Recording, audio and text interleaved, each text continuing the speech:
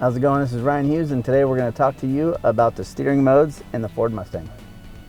Right down here, with the toggle switch, when you toggle it, you'll notice in the dash that it's going to change. If you have the digital dash, the dash is going to change based on the modes that you have. See right there, sport steering, comfort steering, normal steering. Once you're in normal versus sport, you definitely start noticing the difference. Get a little bit more control of the road. Comfort steering is going to be a little bit just easy steering for you, and normal mode is just going to be like driving your everyday normal car. These are some of the cool features on the Mustang. If you guys have one, I hope you enjoy as much as I enjoy mine. Thank you.